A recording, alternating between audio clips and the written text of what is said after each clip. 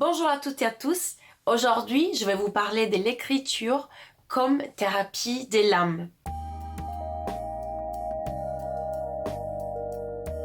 Est-ce que ça vous est déjà arrivé d'utiliser l'écriture pour soigner une blessure de l'âme ou soit pour vous connaître mieux?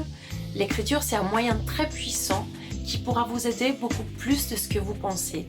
Vous pouvez par exemple essayer de tenir un journal intime afin d'écrire tout ce qui se passe dans votre journée et de les visualiser à la fin de la journée pour pouvoir vous concentrer sur les aspects sur lesquels vous pensez devoir travailler ou par exemple pour pouvoir prendre conscience de ce qui s'est passé et améliorer vos objectifs pour le lendemain. Ou alors, je vous conseille par exemple de tenir un cahier de la colère.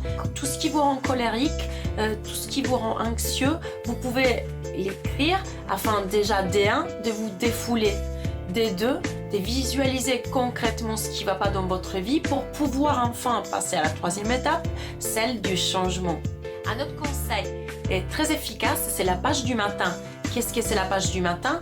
Chaque matin, prenez les soins d'écrire au moins une page avec tout ce qui vous passe par la tête. Ce n'est pas grave si ça veut dire des lamentations ou si c'est des petits trucs comme par exemple il faut absolument que je range mon bureau.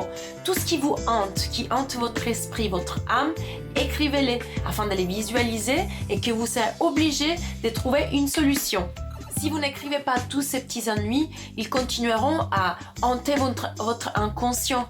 Ce n'est pas grave si c'est pas joliment dit, si c'est pas joliment exprimé, si la pensée n'est pas fluide.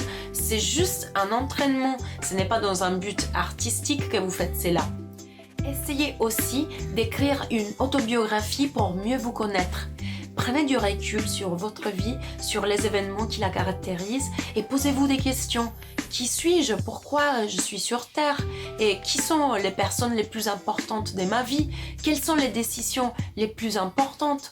Ensuite, laissez votre imagination faire le reste et décrivez tout ce que ça vous fait dans les moindres des détails, votre ressenti et décrivez tout de manière minutieuse.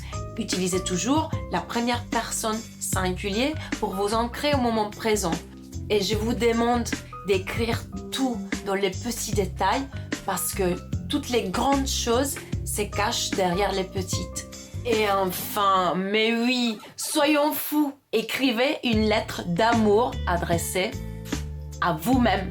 Vous pouvez par la suite la relire dans 6 mois, 1 an, ou vous pouvez même demander à quelqu'un de vous adresser cette lettre, par exemple, dans 8 mois. Ne perdez jamais un regard critique envers vous-même, mais aimez-vous toujours comme la première fois.